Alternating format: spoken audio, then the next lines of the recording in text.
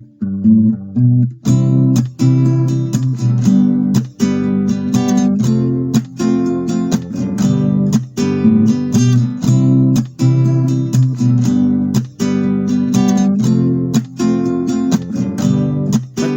1 es un lugar para vos, mejor información, quítate el amargor, reseñas dulces que te invitan a matear. Con Mateadas Podcast, lo nuevo vas a ver, hablamos de anime, de mangas, de juegos y mucho más. Comienza Mateadas, el primer podcast otaku de Mar del Plata.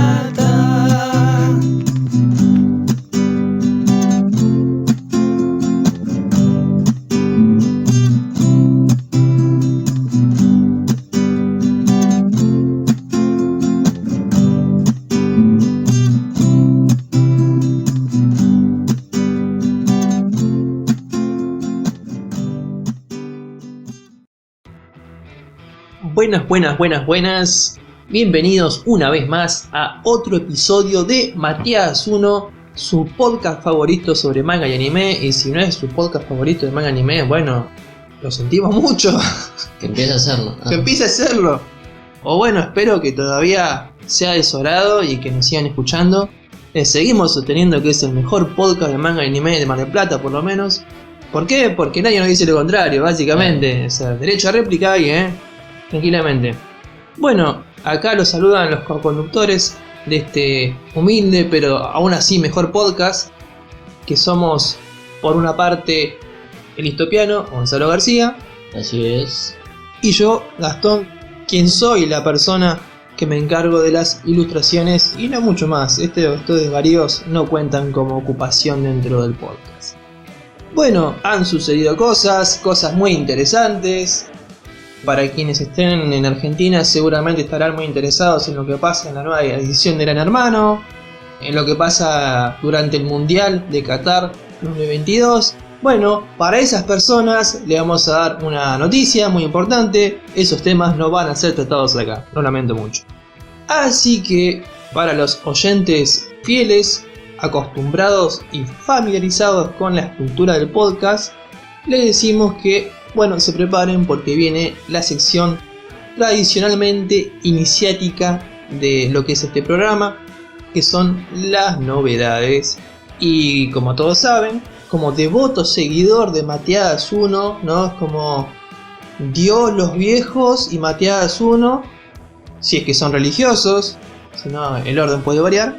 Bueno, los devotos saben que las novedades son dadas por la melodiosa voz del histopiano Gonzalo García. Así que, histopiano, ¿qué novedades nos tenés para esta semana?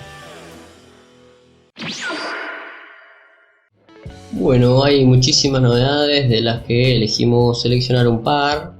Y como ya habíamos hablado anteriormente sobre Tokyo Revengers, se ha confirmado de maneras oficiales, pero hay que ver cómo suceden, que Tokyo Revengers no ha terminado todavía porque va a tener extras, ¿no? Va a tener más versiones, más situaciones, más momentos que se van a llamar Tokyo Revengers Extra, como en su momento ha pasado con Baki, por ejemplo, que terminaba la historia principal y tenía un par de spin-off, un par de extras, por ejemplo, los extras que tienen que ver con los presos, digamos la parte que animó Netflix, ¿no?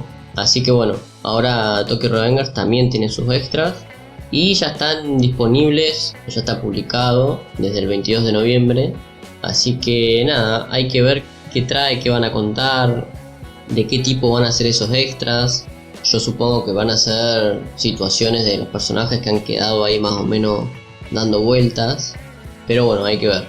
Y después también otra novedad de Tokyo Revengers, yo digo Revengers porque me gusta decirlo Revengers, y es la novedad de que va a tener un nuevo arco. Esto ya es una especie de rumor, especulación, pero se anda diciendo que en noviembre de 2023 en una exhibición que va a tener lugar en Roppongi, en Tokio, se van a dar a conocer por lo menos otra secuencia de Tokyo Revenger. Aparte de los extras, puede ser que venga otra continuación. Por eso traía más o menos la cuestión de Baki, ¿no? Porque Baki termina la historia y continúa en spin-off, continúa en secuelas, continúa en extra, continúa para todos lados.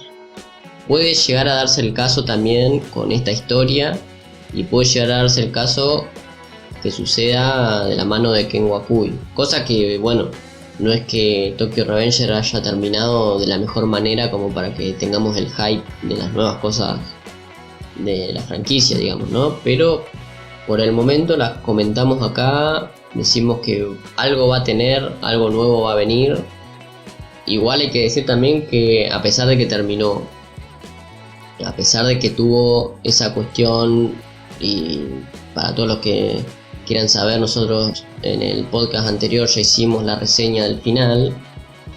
Hoy en día Tokyo Revengers ocupa uno de los puestos más altos dentro de lo que tiene que ver con la venta de tomos recopilatorios en Japón, ¿no? Entonces, digamos, popularidad tiene, venta tiene, así que seguramente continuidad por estos otros lados vaya a tener.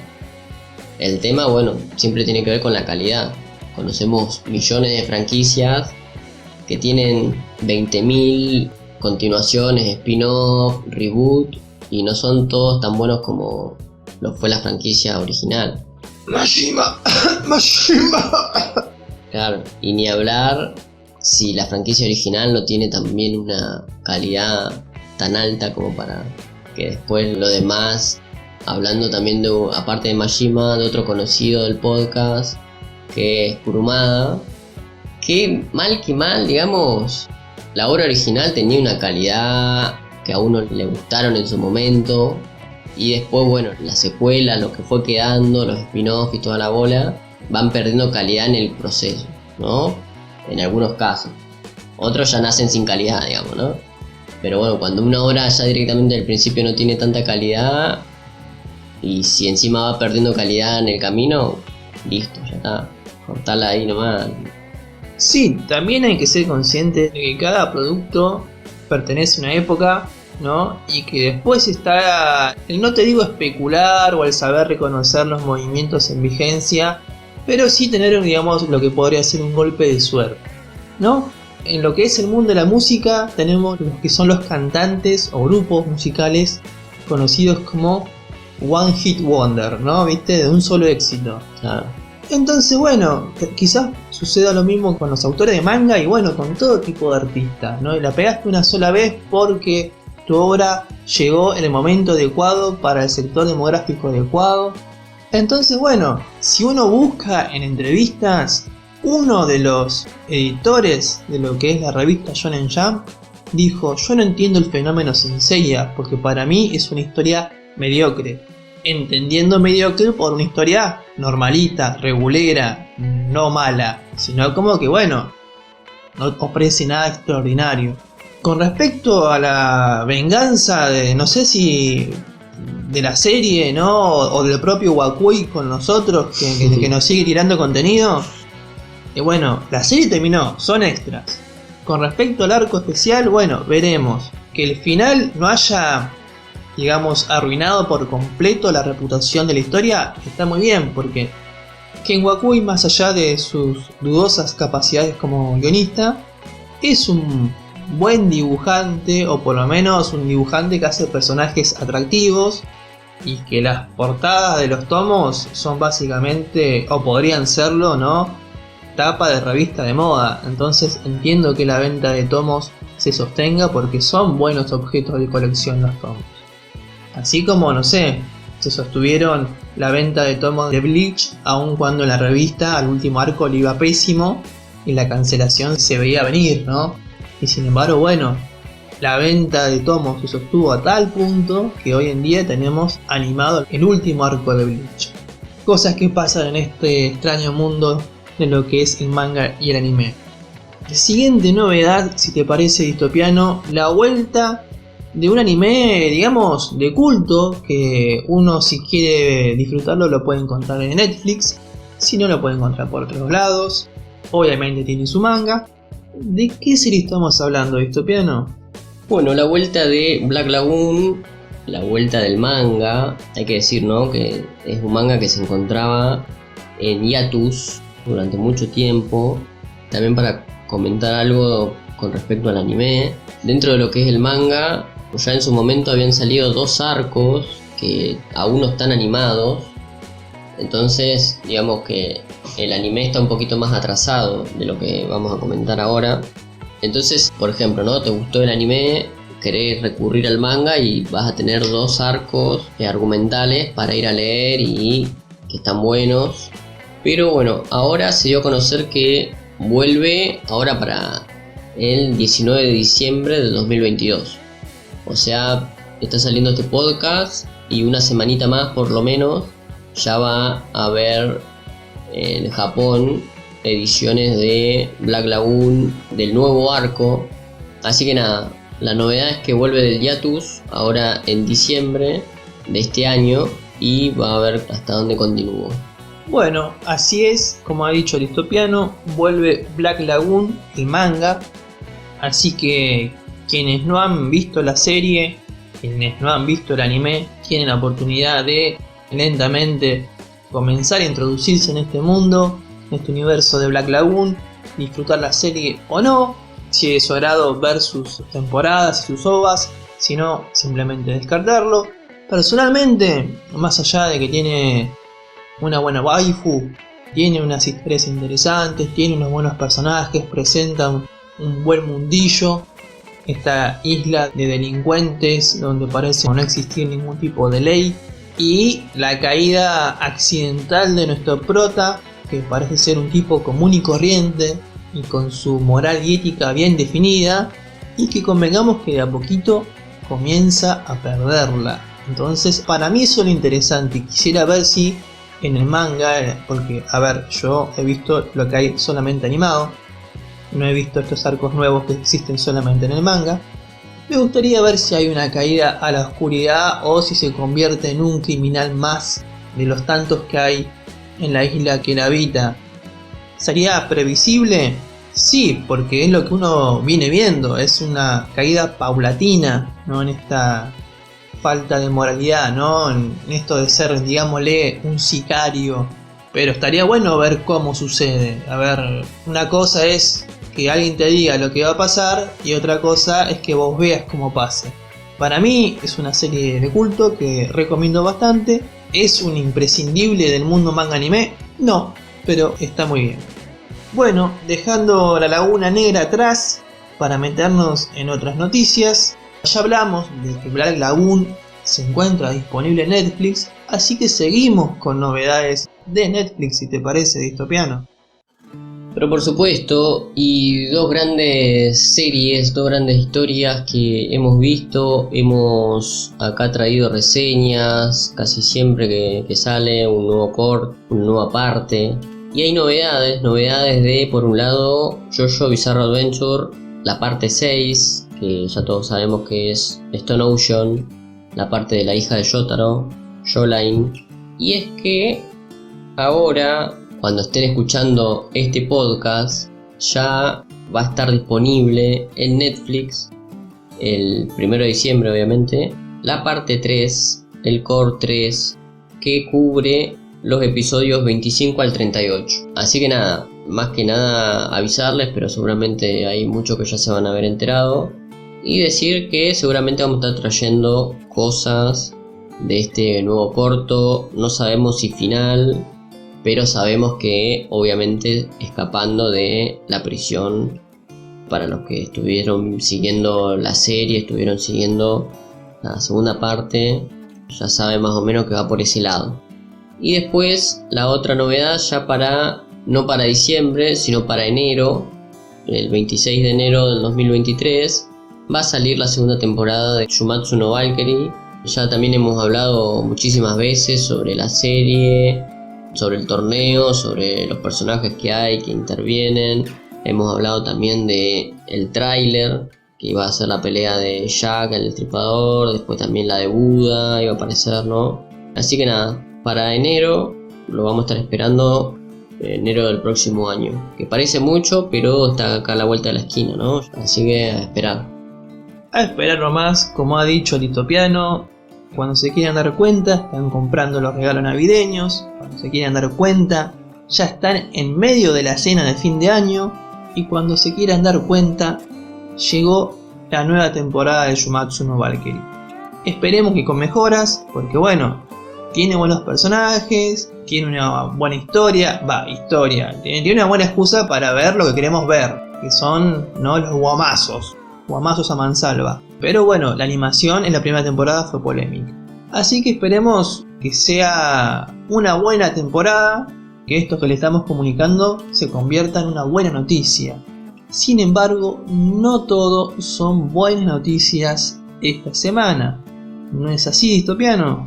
Por supuesto. Bueno, vamos a hablar de una cuestión que para la gente que sigue Golden Kamuy a diario en la temporada que está corriendo en este momento, se habrán dado cuenta que Golden Kamuy ya no está saliendo, que los episodios no se están transmitiendo, y esto se debe a que sucedió un fallecimiento inesperadísimo obviamente, por el lado de los miembros principales del staff, ¿no? Miembros que producían el anime, que tienen que ver con la producción, con la edición, y nada, bueno, tuvo un fallecimiento y la gente que está detrás del anime, la empresa y toda la gente involucrada dio a conocer que la transmisión de los episodios 43 al 49, que eran los episodios que correspondían, digamos, de esta cuarta temporada, van a estar pospuestos indefinidamente.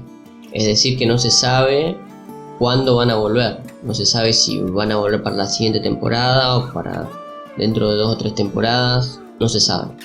Lo que sí se sabe es que por redes sociales, me refiero a Twitter, mucha gente estuvo brindando ánimos, dando fuerza a la gente responsable detrás de Golden Kamuy, ¿no? Porque bueno, hay un montón de situaciones ahí dando vueltas, y que se vea el proyecto también pausado indefinidamente también acarrea otro tipo de situaciones. Así que bueno, avisar nomás que está pasando esta situación, que por el momento no van a haber nuevos episodios de la animación de Golden Kamuy hasta que se diga en algún momento que van a comenzar a salir de nuevo. Así que nada, eso queríamos transmitirles. Nos resta esperar un poco más a ver cómo solucionan esta situación. Bueno, ya lo saben, ya saben la razón detrás del parón que hay en la temporada de Golden Kamuy. Esperemos que sean pacientes, esperemos que sean sobre todo respetuosos, porque convengamos que el fandom a veces no tiene muy en claro los límites cuando por ejemplo se trata de cuestiones de salud de un mangaka. Bueno, acá estamos hablando ya de una muerte de una persona, entonces si bien es una noticia amarga, triste, para nada alegre, estamos viendo que por más que se repita una y mil veces que nadie es imprescindible, bueno, más allá de eso, hay gente con capacidad tan inigualable que cuando desaparece, ya sea porque renuncia, se va o en este caso fallece, te para el proyecto. Te para el proyecto porque no tenés de momento quien lo reemplace. Y cuando encuentres quien lo reemplace, no sabes si va a ser para mejor o para peor. Así que bueno, lamentar esta pérdida. Y bueno, yo hablo desde la ignorancia, no sé de qué falleció esta persona. Pero bueno, siempre me parece que está bueno recordar que tanto la industria del manga como del anime tiene un ritmo laboral bastante exigente que lleva a un pronto deterioro de la salud de sus trabajadores. Que eso lleve directamente a la muerte de los mismos, no lo sé, pero que puede despertar prontamente enfermedades, achaques que hubiesen aparecido en otra circunstancia años posteriores, puede ser.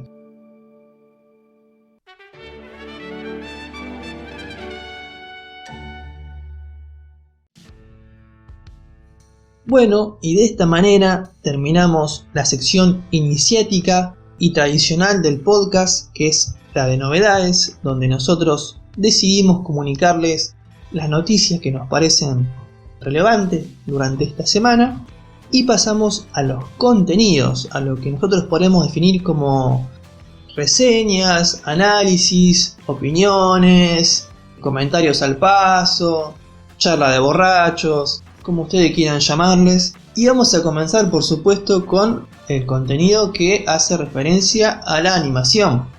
Y vamos a hablar de una serie que por alguna extraña razón, salvo por menciones esporádicas, ¿no?, con una frecuencia media errática, no ha tenido su debido abordaje durante los años del podcast.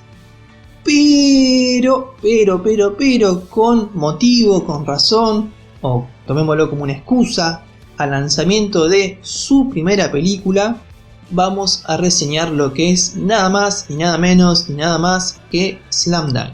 Para quienes no sepan, porque puede ser que vivan en una burbuja o simplemente no les interesen los espocones, y mucho menos los de básquet, y mucho menos los de básquet que fueron emitidos hace 25 años, Slam Dunk va a tener su primera película, que se llama Slam Dunk The First, que va a ser lanzada en Japón el 3 de diciembre de este año, 2022. No sé cómo andamos en fechas, pero quizás cuando estén escuchando este podcast, en Japón ya están disfrutando de las jugadas del mítico equipo Yohoku. Acá tenemos una buena noticia, como pasa con las películas de One Piece, que la historia original, el screenplay, o sea, el guión y la dirección parte de Takehiko Inoue, el autor original del manga de Slam Dunk. Y bueno, ¿de qué va Slam Dunk? ¿Por qué una película tantos años después? ¿De qué va a tratar la película? ¿De qué trató el anime? ¿De qué va el manga? Polémicas, personajes. ¿Se acostó Takehiko Inoue con una celebridad de Hollywood? Bueno, eso lo veremos durante la reseña. Bueno, para empezar, decir que Slam Dunk es un espocón, entonces es una serie de deporte, ¿no? Ya vamos ubicando categorías. Es una serie de deporte, ok, ¿para qué demografía? Bueno, partió para la demografía shonen, es más, fue publicada en la Shonen Jump de la editorial Shueisha. Y también se caracteriza por tener no cuotas, grandes cuotas de comedia, lo cual viene perfecto para romper con momentos de tensión, ¿no? Si es que se sabe usar, porque bueno, sabemos de comedias que, bueno, los chistes vienen como, no sé, medio a destiempo, por decir alguna cosa. El manga fue publicado, la primera publicación, ¿no?, de Slam Dunk, el 1 de octubre de 1990 y la última fue el 17 de junio de 1996. En lo que es el formato tankobon se juntaron 31 volúmenes y lo que es el formato kansenban 24 volúmenes. Todo estamos hablando, ¿no?, de lo que es Japón, porque después, bueno, tenés formatos que traen las diferentes editoriales, ¿no?, en España, en México, en Argentina, y son ediciones nuevas que pueden traer diferente cantidad de páginas a color. Bueno, lo que uno sabe que pasa cuando se quiere hacer atractiva una nueva edición, lanzamiento y sobre todo una serie que ya ha sido publicada. Por supuesto, el éxito de manga derivó en un anime, pero antes de entrar en lo que son los detalles del anime, a mí me gustaría entrar en un dato anecdótico. Creo, a ver, ya acá es muy por el aire, es para parafrasear, creo que en el año 1993, 1994 estaban los premios Shokugan, que entre otras categorías premian a lo que son la mejor serie del año. Y bueno, en esa edición, de vuelta digo, no tengo en claro el año, justamente no lo tengo con precisión en este momento, se lo entregan a Togashi por Yu Yu Hakusho. Entonces, bueno, el tipo va, recibe el premio. Y el tipo, consciente de lo que estaba haciendo, de que, bueno, estaba haciendo bien las cosas, pero que había gente que las hacía mejor, un tipo aparentemente muy autocrítico, dice: muchas gracias por este premio, pero la verdad que lo debió ganar Slam Dunk. Bueno, que te reconozca un par como Togashi, que más allá de los hiatus, de la enfermedad, de si es vago o no, es un autor reconocido, hoy por lo menos. Bueno, pasamos al anime. El anime estuvo en manos de Toei, estuvo siendo transmitido en lo que es TV Asahi. Y bueno, la primera emisión fue el 16 de octubre de 1993, 3 años después de su primera publicación en manga. Y su última emisión fue el 23 de marzo de 1996, finalizando con 101 episodios. Finalizando, es una palabra quizás un poco desconcertante para quienes sepan qué pasó con el anime de Slam Dunk. Porque bueno, quienes lo hayan visto, quienes lo hayan disfrutado, quienes no se van a enterar ahora, el anime tiene, digamos, un final inventado. O sea, ni siquiera un final inventado, es un final abierto, que queda con el equipo de Yohoku rumbo al torneo nacional. Esto, si no me equivoco, es más o menos el final del tomo 22 del manga. La serie, como ya dijimos, en ciertos formatos, tiene 31 volúmenes. Entonces, ¿qué pasó con el resto de los volúmenes? Bueno, no se animaron y para colmo, o bueno, no sé si para colmo porque no está mal, pero los 101 episodios del anime cuentan con ciertos rellenos. Por ejemplo, lo que es la preparación de Yohoku para viajar al torneo nacional, donde juega un partido con su propio equipo en contra de un combinado de sus rivales más poderosos, que son Yoyo, Kainan, Ryonan. Bueno, entonces eso, muchachos, el que no lo sabía, es relleno. O sea, en el manga no pasa. Bueno, después detalles que son más de traducción de lo que era en ese momento el anime. Quien sepa un poco de cultura japonesa sabe que Japón no se divide en estados, o acá como en Argentina que nos dividimos en provincias, se dividen en prefecturas. Bueno, en el anime se menciona el estado de, no sé, de Kanagawa y así.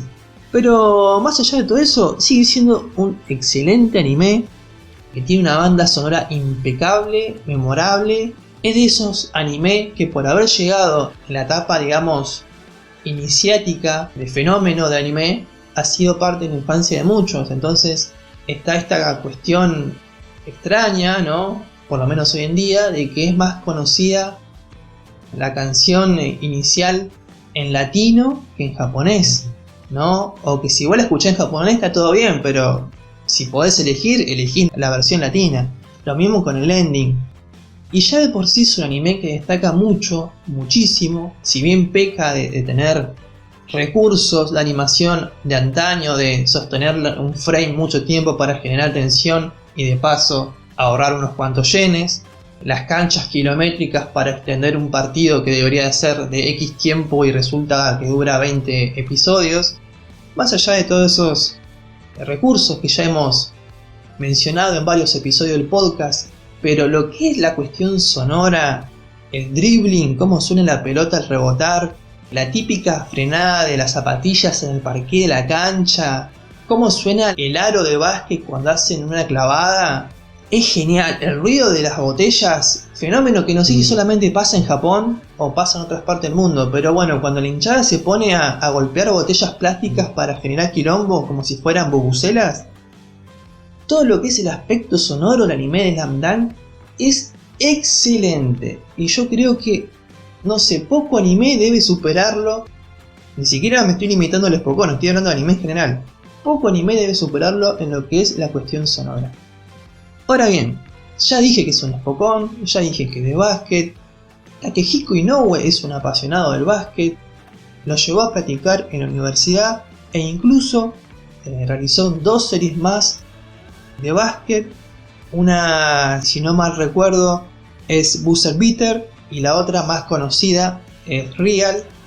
Trata no solamente el básquet con su narrativa seria y de desarrollo de personajes, sino que el básquet para lisiados, discapacitados, ¿no? En silla de ruedas, entonces es mucho más serio. Entonces, bueno, digamos que Slam Dunk es lo más conocido, pero bueno, te dicen, ¿no? Quien sepa de la obra de Takehiko Inoue, si te gustó Slam Dunk, anda con Real y ni hablar de Vagabond. Pero bueno, en el 2010 Inoue, gracias a sus aportes a lo que es la divulgación, ¿no? Y lo que es popularizar el deporte en Japón, recibió un reconocimiento ni más ni menos que de la Asociación de Baloncesto Niponesa. Algo más o menos parecido a lo que dijimos cuando hablamos del autor de Capitán Tsubasa, ¿no? Que bueno, llevó a ser el fútbol un deporte popular en lo que es Japón, que más o menos, a ver, como deportes populares que tiene el béisbol, el tenis de mesa y alguna que otra cosita más. Entonces bueno, que deportes occidentales como el deporte rey, o sea, así es denominado el fútbol o el básquet, de repente cobran importancia, es una tarea que tiene su mérito. Bueno, si bien Slam Dunk es una serie de básquet, no es una serie de básquet cualquiera. No es que viene el equipo y dice yo quiero ser el rey de los equipos, o el prota que quiero ser el anotador de puntos más grande de la historia, o me quiero ir a la NBA. Acá es donde entra el factor comedia. La premisa básica es que nuestro protagonista, Hanamichi Sakuragi, alguien que tiene un historial amoroso funesto, tristísimo, miserable, el tipo había sufrido nada más ni nada menos que 50 rechazos. ¿Quién ha sufrido 50 rechazos? Bueno, yo creo porque no lo intenté, porque si no tranquilamente lo superaba. Pero bueno, el tipo es alguien que sigue apostando al amor y se enamora de Haruko Akagi, que es, para empezar, la hermana menor del capitán del club de básquet de la escuela y una apasionada también del básquet, ¿no? Que ya de entrada se impresiona con la altura de Sakuragi, que es un japonés que mide 1,88 m. Yo no he visto un partido de básquet donde participe la selección japonesa. Sé que necesariamente necesitas jugadores altos, pero quien tiene una noción de lo que es la altura promedio de un japonés, que un alumno de secundaria te mide 1,88 m y no sea el más alto de la serie encima, bueno, dudoso, por lo menos debatible. Entonces bueno, después de un manoseo bastante rayando el acoso por parte de Haruko, que le toca los músculos a Sakuragi, no sabemos hasta dónde tocó Haruko. Bueno, Hanamichi quedó fascinado por su belleza y dice, bueno, ya sé cómo conquistarla, me tengo que hacer jugador de básquet. Es así como comienzan las aventuras, las peripecias de Hanamichi por entrar al equipo del hermano de Haruko, el mítico Yohoku, y no solamente ser un buen jugador, o sea, convertirse en un titular, convertirse en parte esencial del equipo. Así, con esta excusa, ¿no? O no ser campeón, no ser el mejor, sino simplemente enamorar a una chica, es como inicia la historia. Una historia que yo, en principio, a grandes rasgos, dividiría en 3 partes. Lo que es la constitución del equipo con el ingreso de Hanamichi Sakuragi. La segunda, que sería ya la formación, el establecer la formación titular de Yohoku. Y después en lo que sería como, bueno, la consolidación como equipo, ver los defectos personales de cada uno como jugador, cómo lo superan y conseguir la hazaña de un pasaje hacia las nacionales. Cosa que no habían conseguido nunca. Acá sí entramos en el cliché de que bueno, que el equipo que nunca había entrado a las nacionales, que tiene estudiantes de tercero que tienen como sueño por lo menos llegar una vez a las nacionales, ni siquiera ganarlo, llegar. Así que bueno, lastimosamente, o sea, si bien vemos que llegan a conseguir el pasaje, en el anime eso no se ve. Y quizás esta cuestión de falta de animación de las nacionales se vuelva aún más dolorosa sabiendo que Toei supo producir 4 OVAs con contenido original, o sea que no está basado en el manga y o sea que no aporta nada, ¿no? Volvemos al eterno debate que traemos, que si no es cada episodio de por medio, entre lo oficial y lo canon. Pero bueno, ya dijimos que ya el año pasado Inoue había anunciado la salida de esta película que se va a estrenar este año y no sabemos tampoco mucho si va a ser contenido oficial, canónico, basado en la obra. Pero bueno, por lo menos podemos olvidarnos de estos 4 OVAs que salieron entre 1994 y 1995. ¿Por qué no sabemos si llega a animarse el torneo nacional? Bueno, porque los avances que hay, que creo que son 2 o 3, te muestran mucho de Yohoku, mucho Yohoku, pero no sabes con quién carajo se están enfrentando. O sea, pisando una cancha están, haciendo pases están, el reloj vos lo ves correr. ¿Contra quién carajo están jugando? Bueno, uno puede hacer hipótesis, porque hay, por lo menos en el manga, pocas secuencias donde se hace foco en cómo corre el reloj. Así que bueno, además el nombre, la primera de cuántas películas, ¿no? Si uno más o menos sabe, si uno leyó el manga de Slam Dunk y sabe cuál fue su pasaje por los nacionales, sabe cuántos partidos tuvo en ese torneo. Entonces bueno, podría decir, a ver, si le dedicamos una película por partido, podemos tener tantas películas. Y digo tantas por no hacer spoilers en si ganan o no el nacional, cuántos partidos tiene. Entonces bueno, podría ser eso. O podría ser simplemente un indicio de que esta es la única y verdadera película de Slam Dunk, la primera, y que los OVAs no cuentan, borrón y cuenta nueva. Pero bueno, no se sabe de qué va. Hasta pareciera que hay indicios de que un one shot previo de Inoue, conocido como Piercing, que tranquilamente podría tomarse como una historia previa de uno de los personajes miembros del equipo de Yohoku, el base Ryota Miyagi y Ayako, se conocen, ¿no? Y cómo es su relación entre ellos y su relación con el básquet. Bueno, podría ser canonizada por imágenes del segundo avance, en el que se ve a un personaje que pareciera ser Miyagi corriendo por la playa, en el que se hace énfasis en el partido entre dos personajes en una cancha de street, en los que algunos dicen que podría ser Ryota con su hermano mayor. Quienes han leído Piercing sabrán quién es el hermano mayor de Ryota y qué pasó con él. Bueno, entonces me parece que sería un buen recurso si de repente hay que llenar minutaje de una primera película que podría estar siendo parte de un universo cinematográfico que desarrolla el torneo nacional. Me parece mejor eso y no estar, no sé, pasando 20 minutos viendo cómo le vendan el tobillo a uno.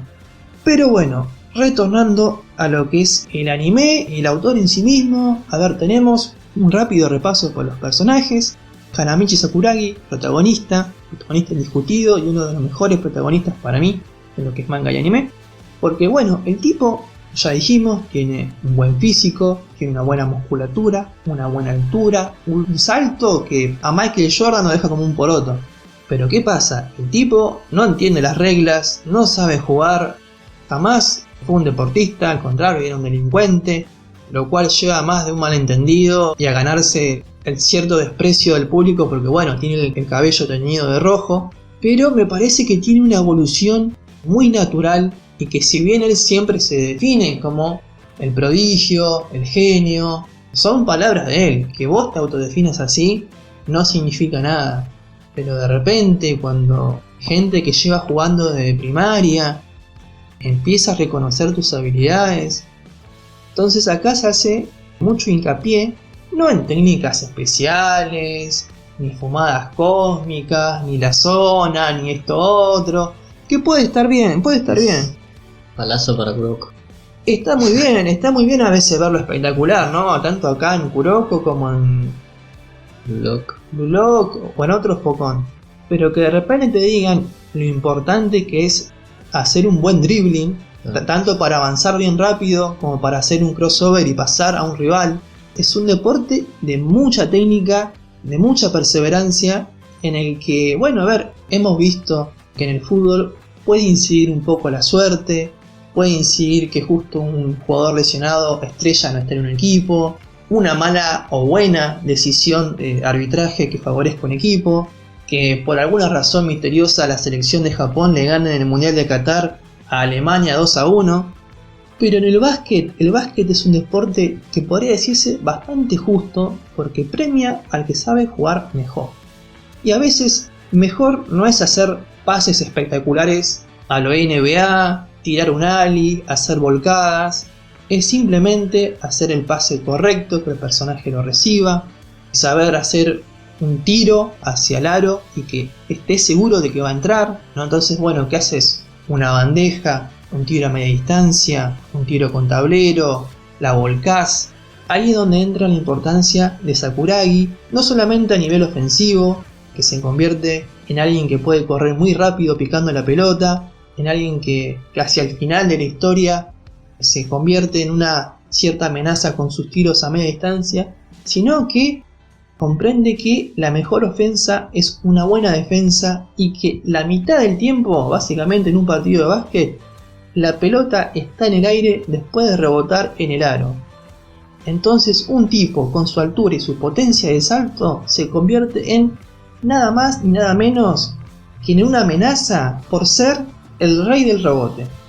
Entonces ahí tenemos el personaje, el novato, el que no sabe hacer nada, tiene su rol. Después tenemos a Takenori Akagi, que es el hermano de Haruko, el capitán, el que está en tercer año, el veterano, el líder, el pivot, el que hace las volcadas, el que se para debajo del aro, el tipo serio, el líder, que con el gorila. No por cuestiones ideológicas políticas, ¿no? Sino claro, por una cuestión de físico, de apariencia.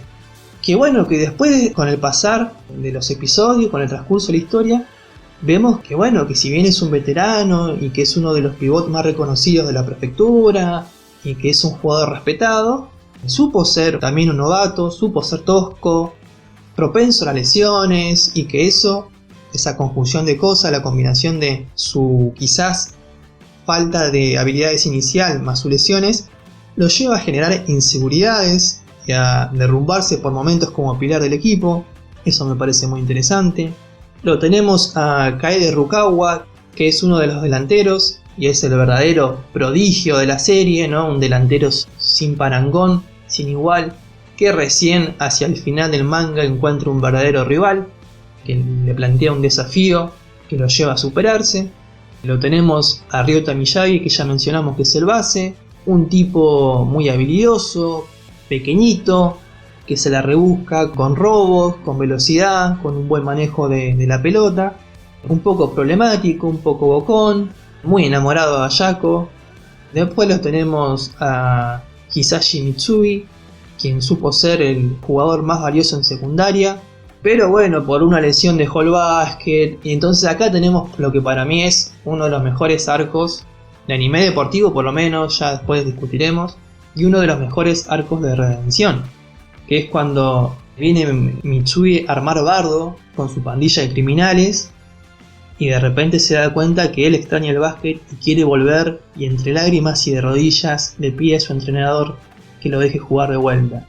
Y bueno, a ver, él estuvo lesionado desde el primer año, está en tercero como Akagi, entonces bueno, el tiempo sin jugar al básquet tuvo su precio, tuvo su costo, sus consecuencias, no tiene la misma resistencia y es algo que va a acarrear durante toda la serie, el aguante, ¿no? El bueno, tengo que aguantar unos minutos más, tengo que meter un triple más porque bueno, él es el encargado de meter los triples, el triplero, el que te levanta un partido en desventaja.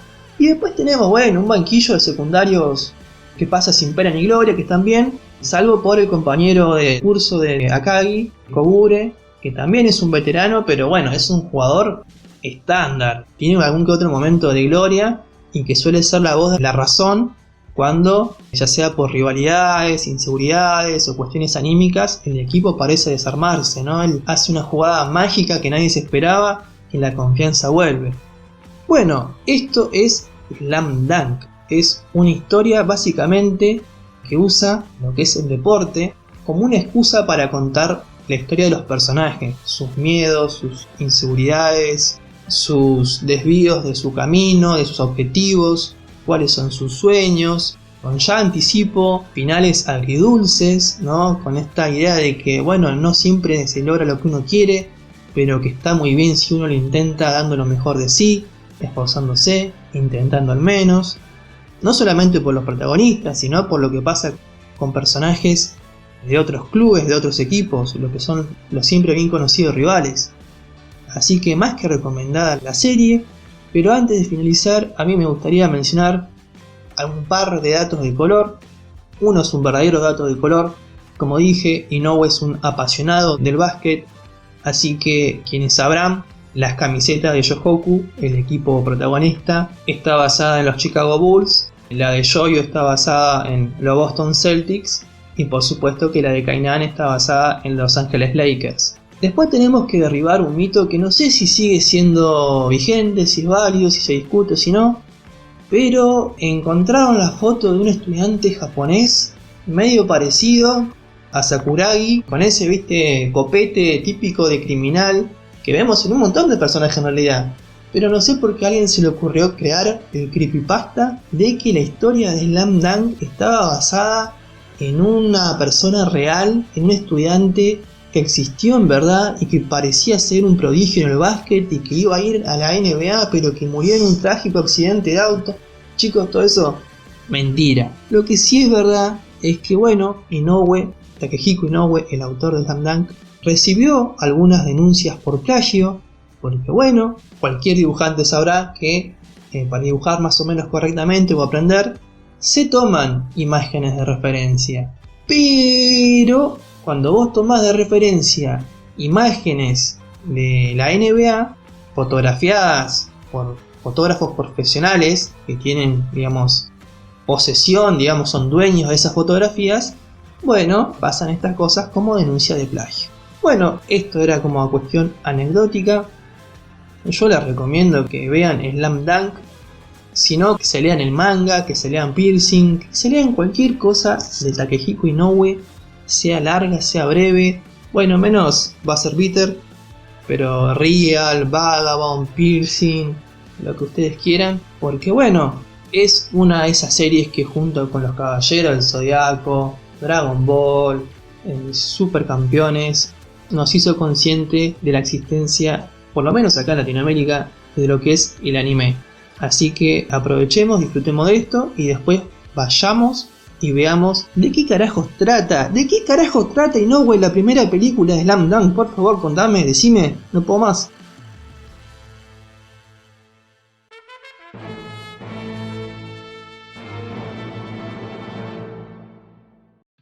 Bueno, dejando de lado lo que es el anime, pasamos a la sección manga y acá ya le cedo la voz a Listopiano, así que Listopiano, contanos qué nos trajiste de reseña. Bueno, vamos a hablar también de un shonen, pero también atípico, un género que todavía no hemos tratado en este podcast, que es el género musical. O sea, en el shonen y en el seinen también hay, en el manga y en el anime, género musical que no es tan explorado, a veces es explorado y sobreexplotado con algunas franquicias, pero no hay mucho material nuevo, muchas cosas nuevas que sean verdaderamente populares, digo, ¿no? En este caso voy a hablar de algunos y en los programas que siguen, digamos, también voy a estar hablando sobre otros, manga y anime también, sobre este género, el género musical. Yo le digo género musical porque, bueno, lo encuentro más o menos así, ¿no? Pero es un shonen, en este caso, que tiene que ver con la música.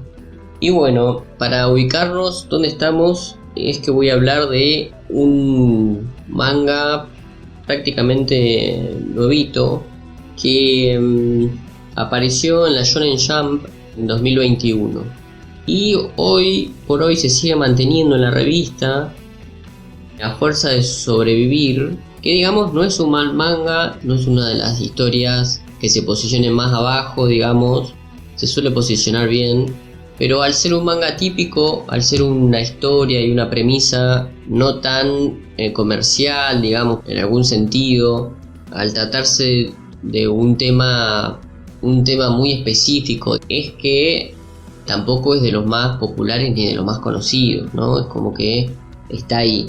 Y se llama Pi. Para que nos ubiquemos bien, el nombre está compuesto por 6 P mayúsculas. Las P del título, porque el título está compuesto por 6 P's, ¿no? Por 6 P mayúsculas. Estoy hablando de la letra. Y cada dos de ellas significa pianísimo. Que pianísimo, en el idioma musical, representa la suavidad con la que se toca los instrumentos, ¿no? La suavidad con la que la melodía aparece dentro de la frecuencia que el humano puede captar, digamos, ¿no? Entonces, un pianísimo es suave, es como una melodía suave y bueno, no como por ejemplo el rock. El rock tiene música agresiva, sino que lo que se considera como pianísimo quiere decir con las melodías de piano que van por el lado más de lo tranquilo. Pero más adelante voy a explicar un poquito más lo que significa el nombre y a qué hace referencia y toda la secuencia. Hay que decir que Pipi, como me gusta decirlo a mí, es un manga de un autor que tiene un seudónimo también recontra difícil de decir, que se llama Mapolo 3, ¿no? Mapolo-san, bueno, como uno le quiera decir. Y bueno, la historia realmente es sobre pianistas, es una historia de pianistas, es una historia de el Japón y el mundo del piano, digamos, ¿no? Y en un primer momento la historia te va contando sobre que existe en Japón una persona llamada Gakon Otogami que tiene 7 hijos, ¿no? Es la historia de un padre de sextillizos, que el padre era ya profesional del piano, ¿no? Era un conocido, pero sus hijos, cuando nacen, empiezan a demostrar actitudes de niños prodigios con respecto a tocar el piano. Entonces, bueno, el padre los pone en competiciones, estos pibes van ganando fama, triunfan en el mundo de la música a nivel global y son conocidos como los sextillizos Otogami. Pero bueno, ahí hay una situación, ¿no? Porque si habíamos dicho que son 7, ¿por qué solo son conocidos 6 en el mundo de la música? Y bueno, resulta que nuestro protagonista, obviamente, nuestro protagonista de esta historia es uno de los hermanos Otogami, pero que lo hacían de lado, ¿no? Como que el padre no lo reconocía, porque una vez lo mandan a tocar el piano y no puede tocar como los hermanos, ¿no? No llega al nivel, a la calidad que tienen los hermanos. No es un prodigio de nacimiento. Entonces el padre, un elitista de la música, un tipo duro, por lo menos eso se plantea en un primer momento, lo deja de lado. Y lo deja de lado a tal punto de que lo manda a vivir con la madre, una mujer que acarrea una especie de enfermedad, y lo manda a nuestro protagonista, Lucky se llama, ¿no? Como suerte, lo manda a vivir afuera de su vida, afuera de sus mansiones, afuera de el nombre Otogami. Entonces el pibe no es conocido como uno de los sextillizos Otogami, sino que es conocido como Lucky. Nadie sabe que es conocido, hijo, nadie lo relaciona con el apellido Otogami, digamos, ¿no? Y bueno, y la historia se trata de eso, se trata de Lucky, el protagonista, descubriendo que realmente quiere tocar el piano, quiere hacer lo que hacen sus hermanos, quiere ser reconocido en el ámbito de la música, quiere ser reconocido por su familia. Entonces su idea es hacerse un nombre de su propia manera, sin usar el apellido de su familia, y llegar a ser conocido.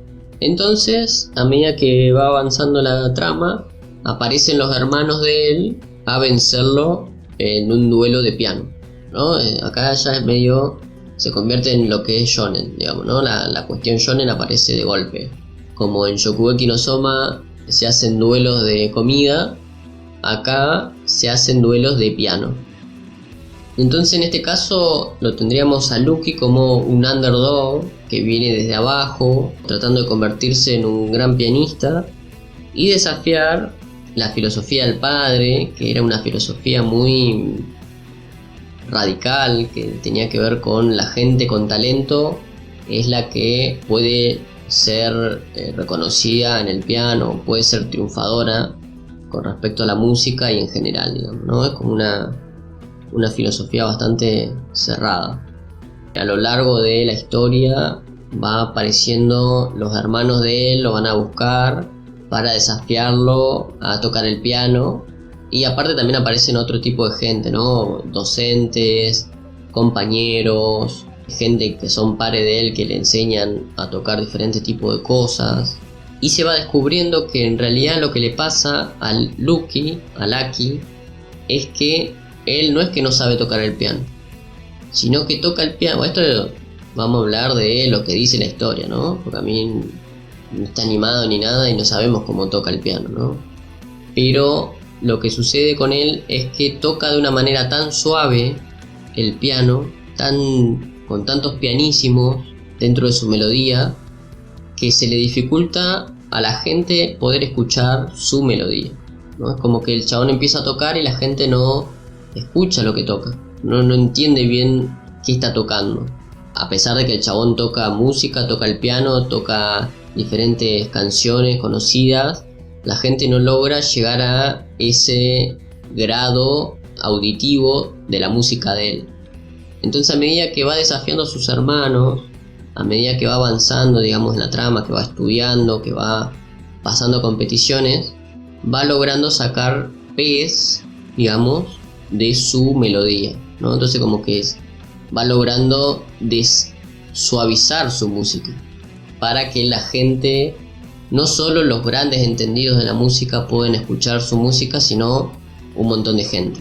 Y esto, digamos, es algo que en la historia aparece muy velado, ¿no? No es que te aparece así de golpe y te dice, mirá, este pibe toca muy suave la música, por eso no lo entienden, sino que a medida que vas leyendo aparece como subyacente dentro de la historia, como que está en el fondo. En el fondo uno tiene que decir, ah, claro, el pibe toca tan suave que solamente, por ejemplo, uno de los docentes que llega a él, que es quien lo empieza a encaminar por un rumbo bastante recto y bastante bien para lo que quiere él de la música, quien le abre las puertas, literalmente, digamos, es el docente que puede entender su música, que puede llegar a entender qué es lo que está tocando el Loki.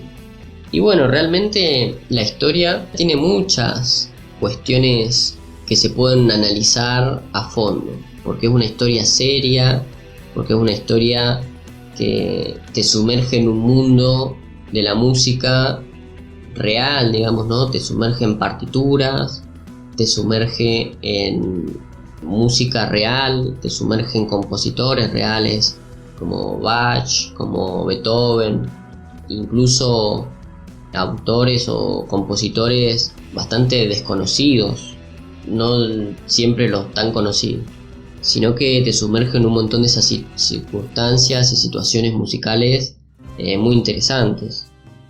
Por otro lado, también en los momentos musicales, y esto ya tiene que ver más con una cuestión artística, los personajes lo que logran hacer cuando están tocando el piano, cuando están compitiendo y cuando están mostrando su música, logran hacer imágenes reales de lo que quieren comunicar, ¿no? Entonces cada uno de los hermanos o cada uno de los personajes que aparecen tienen temáticas dentro de lo que sería su música, ¿no? Entonces tenés por un lado una de las hermanas de Loki, siempre que toca aparece un jardín de hadas, o sea, aparecen tipos de jardines que tiene que ver con lo que está tratando de comunicar con su música a la gente que está ahí expectando, digamos, ¿no? Loki, por su lado, no tiene una representación específica, sino lo que él busca con su música es revivir el mayor sueño o deseo de su rival o de las personas que están ahí mirándolo.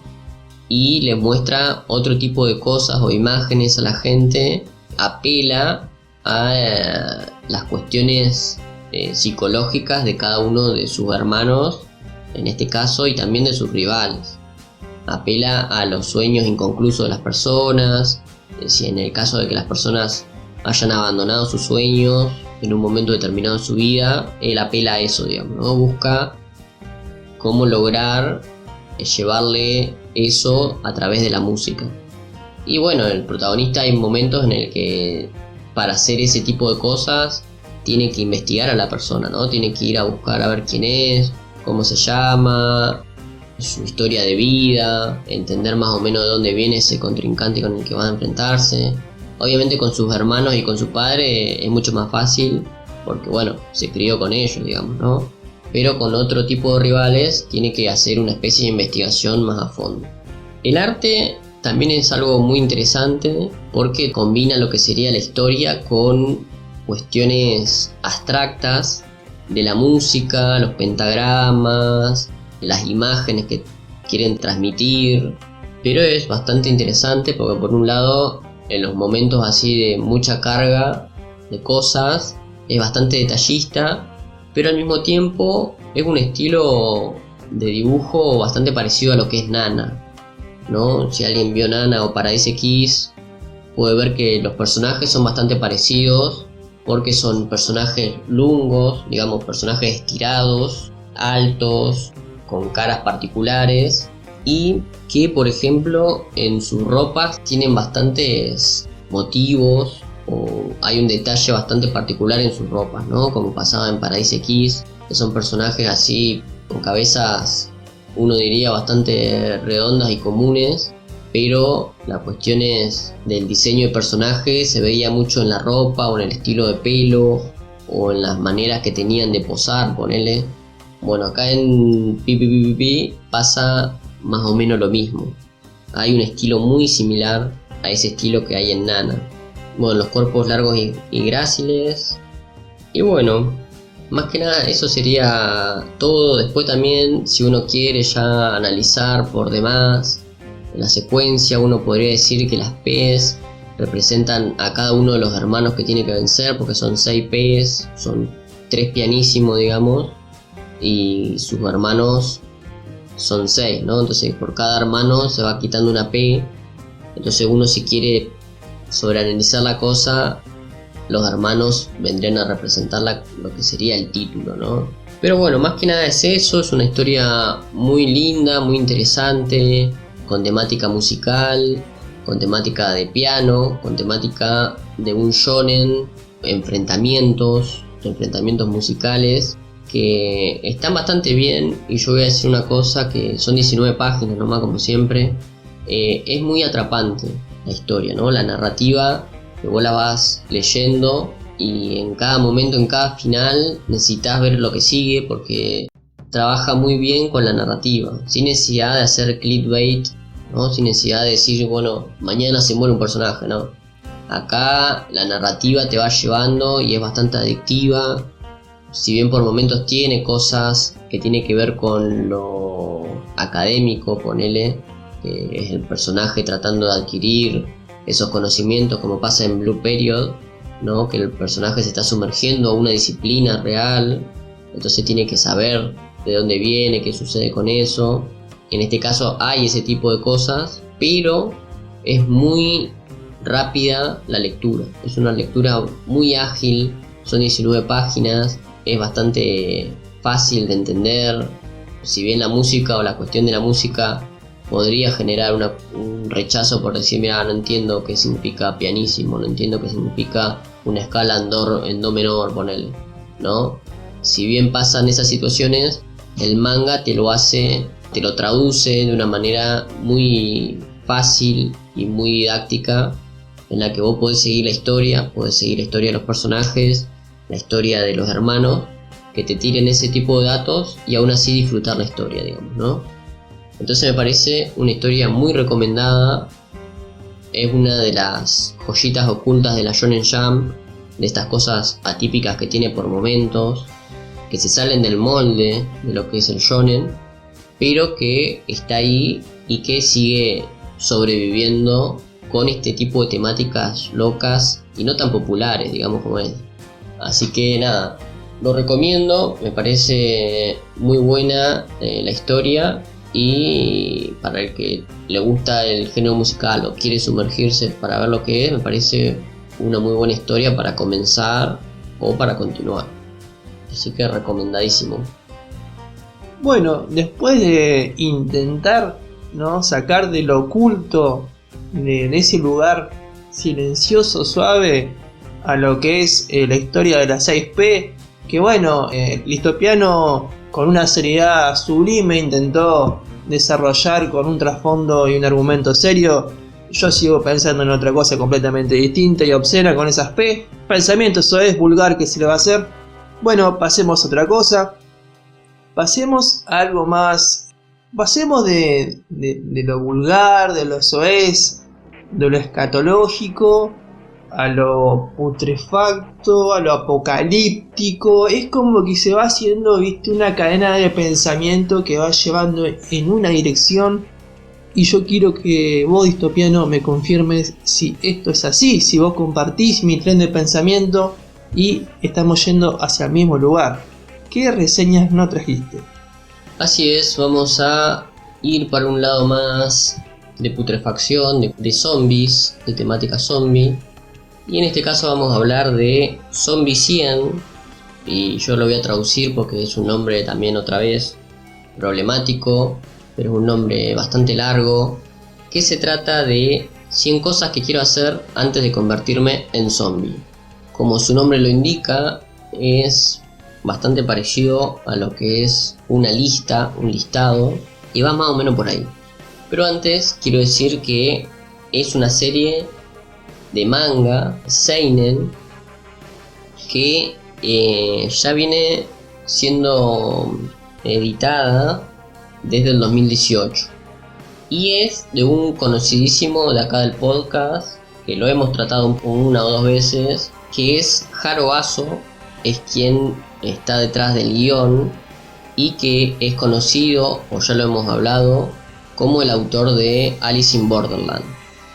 En ese caso era autor del arte y el guión, ahora en este caso solamente se encarga del guión y el arte corre por mano de Takata Koutaro. Y nada, esta es una historia de zombies, pero no necesariamente el foco está puesto en los zombies, ¿no? Es como Japón lo invade un apocalipsis zombie, digamos, y las personas reaccionan de diferentes maneras. Entonces se centra en un personaje, una persona, digamos, que vive ahí y que está rodeada de un montón de situaciones viciosas, sobrecargado de cosas tóxicas, y el chabón quiere comenzar una nueva vida, así que esta historia va a ir por ese lado.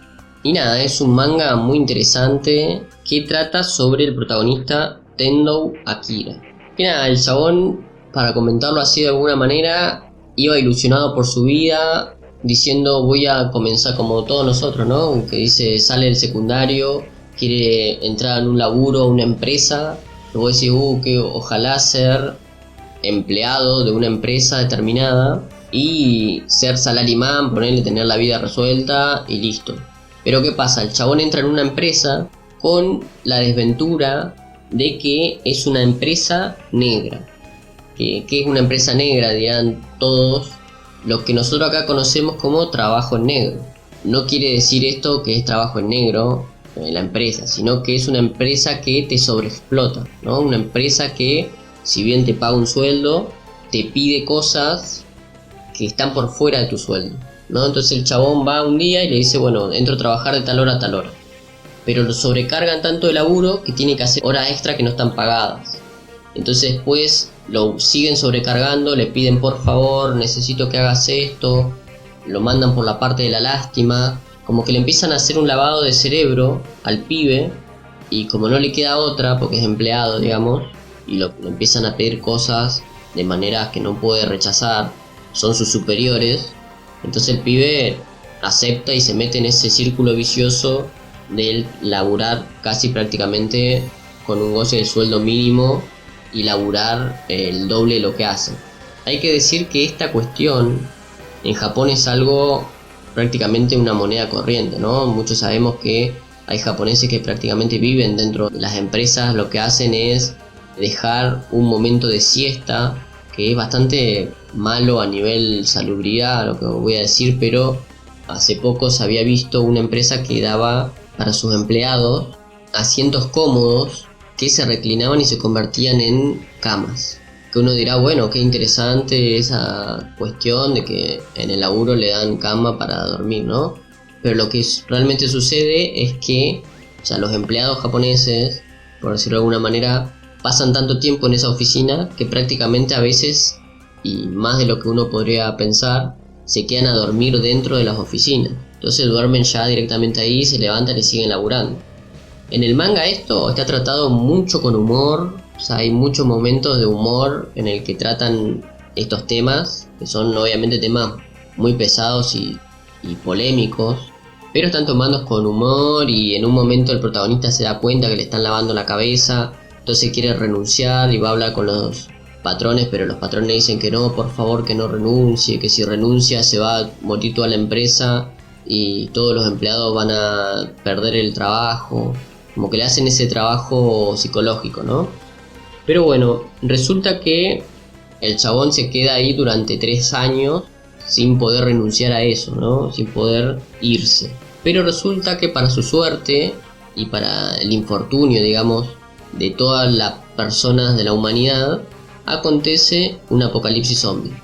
Y él se da cuenta que al haber un apocalipsis zombie está libre de esa cadena, de esa responsabilidad que era su laburo, que ya no tiene que entregar en una fecha determinada algo, que ya no tiene que hacer nada para nadie. Entonces se da cuenta de que se libera de su trabajo y empieza a ver la vida de otra manera. Empieza a decir, bueno, si ya está el apocalipsis zombie, voy a hacer una lista de 100 cosas que quiero hacer antes de convertirme en zombie, ¿no? Entonces el chabón empieza a tirar frula para cualquier lado. Dice, bueno, me quiero ir a Hawái, me quiero ir a Miami, quiero ver una inteligencia artificial, quiero combatir con tiburones, quiero X cosa, ¿no?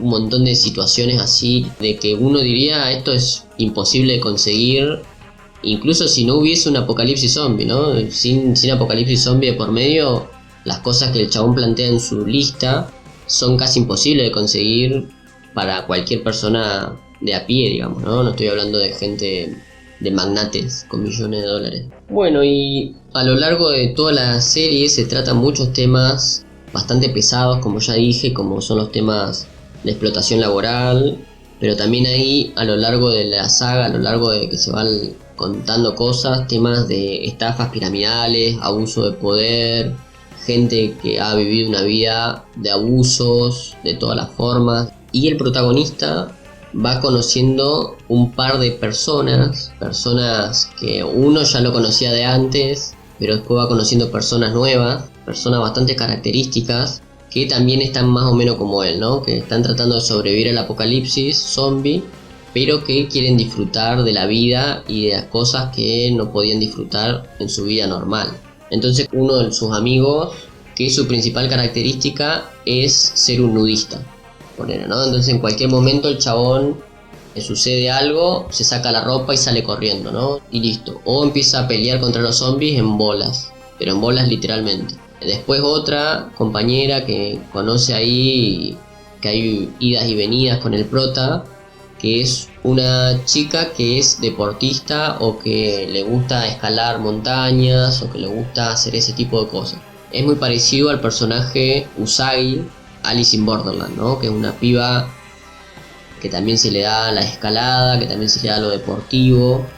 En ese sentido es muy parecido a ese personaje, que estamos hablando del mismo autor, ¿no?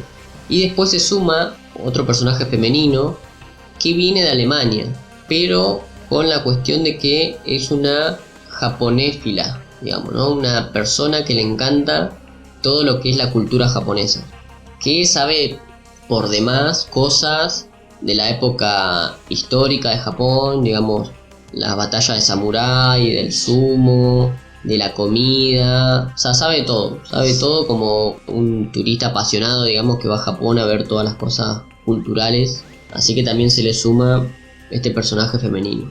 La historia, lo que va en un primer momento es lograr cumplir la lista, y hay que decir que la lista no es una lista que ya está armada desde el comienzo, sino que también el protagonista la va armando a medida que va pasando el viaje, ¿no? Es como que al principio armó 20 cosas en la lista, y después a medida que va pasando el viaje va poniendo más.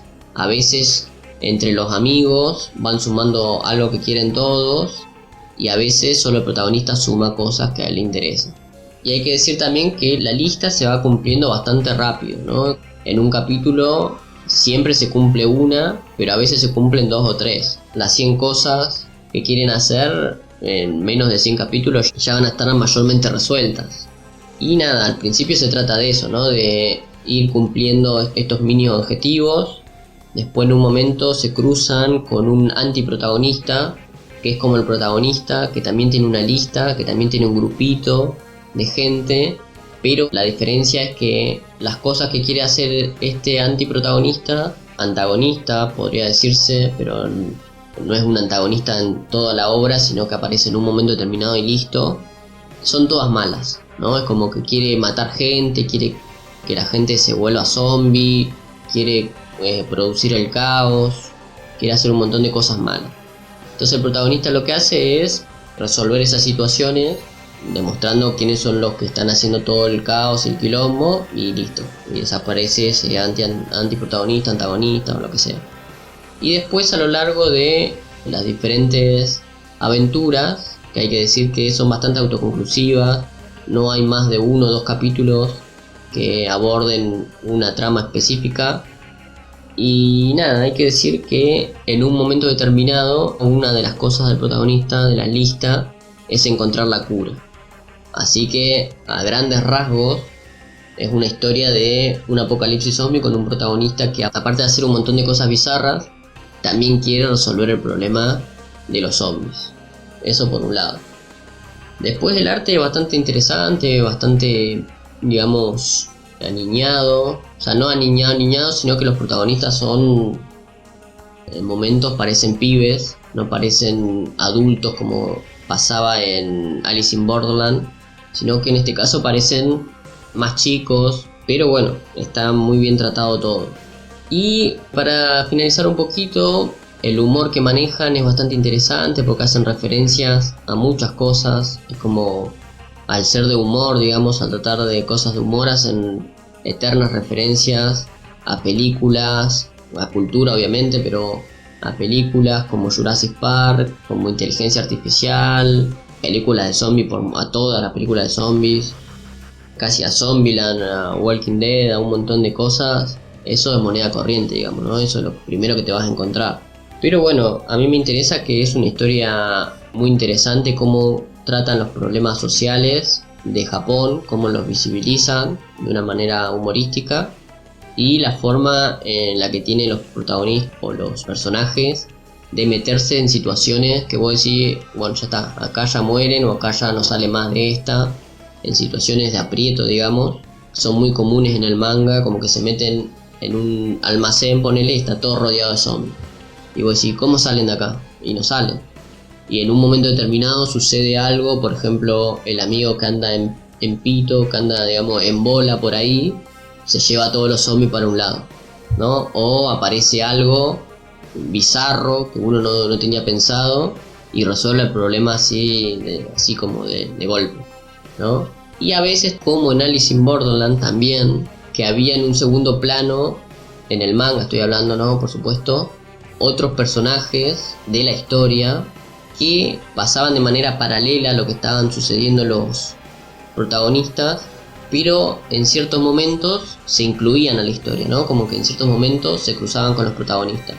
Bueno, en este caso también hay historias paralelas de otros sobrevivientes que por X o por Y, en momentos determinados de la historia, se cruzan, como que se cruzan los caminos. Así que nada, es un mundo bastante interesante, una premisa copada para ver, porque tiene que ver con las cuestiones de zombies no serias, digamos, las cuestiones de zombies para reírse, como Zombieland, por ejemplo, y plantea muchas cosas interesantes y divertidas. Así que otro manga que recomiendo, lo miren, que lo lean, que no se van a encontrar con cosas de terror ni cosas extremadamente gore, porque no va por ahí, pero es bastante interesante y la lectura es no conmovedora tampoco, pero como que te llega y como que hay momentos reflexivos de cuestiones así de la vida y cosas por el estilo que tienen que ver con los problemas sociales que atraviesan a la mitad de los personajes, que está bueno como lo indaga.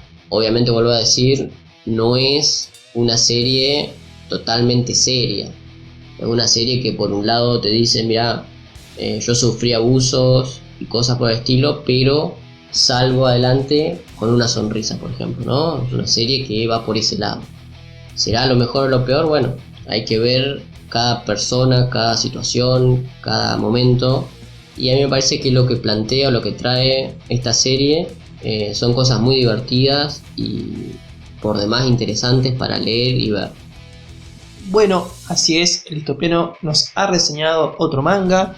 Él tiene la ilusión de que algún día haya una adaptación anime, pero quizás no la haya, quizás haya una adaptación live action como ocurrió con Alice in Borderland. No se sabe, solamente queda esperar y tener las mejores expectativas, conservar el deseo en el corazón de que algún día esta historia va a llegar a pantalla, ¿por qué no? Y con respecto al tono, bueno, hay tonos en todos los géneros, ¿no? De la comedia, la acción, el drama. No es lo mismo el drama de uy, perdió el trabajo al drama sobreviví yo solo de mi familia después de un conflicto bélico. Entonces como bueno, tampoco es el punto, como dijo Distopiano, no es el punto del apocalipsis, los zombies, porque puede ser los zombies, una bomba nuclear, un ataque marciano. Acá el punto es cómo encara esta idea de fin de mundo cada personaje y con qué perspectiva. Abraza la idea de fin de mundo, dice bueno, vamos a comenzar un mundo nuevo, bueno, yo no me quiero morir sin hacer esto, yo creo que tuve una buena vida, así que ya fue, me mando cualquiera, total, lo que me pase ya es de gratis, y qué sé yo, con un tono obviamente ligero, jocoso. A ver, sin ir más lejos, acá el personaje que se despelota me hace acordar a Grey de Fairy Tail, con excusa distinta para despelotarse, sí, obviamente. Bueno, por lo menos acá el tipo, según lo que contaste en tu reseña, tiene una excusa. Es como, bueno, no sé, pintó pelea con zombies, me saco la ropa porque, no sé, no me quiero ensuciar la ropa. El otro, bueno, es mejor olvidarse. Con esto hemos concluido el episodio de hoy de Mateadas 1. Así que lo único que resta es lo de siempre, porque bueno, siempre suma gente nueva, siempre hay gente que borra el historial y las cookies, por buenas o malas razones, gente olvidadiza. Así que, Distopiano, si nos querés hacer el favor a todos de recordarnos dónde pueden escucharnos, dónde pueden encontrarnos, dónde pueden comunicarse con nosotros. Pero por supuesto, y como siempre, estamos acá para decir que estamos en @mateadas en Twitter, ahí nos pueden encontrar, pueden hablarnos, pueden comentar los links que subimos, las fotos. Es una red social casi privilegiada para eso. Y después, en las plataformas que estamos es Spotify, iVoox y YouTube, en donde nos pueden encontrar como Mateadas 1. Ya estamos ahí para acompañarte, hacerte la mejor de las compañías con esto que es Mateadas 1. Muchas gracias, adiós, chau, nos vemos.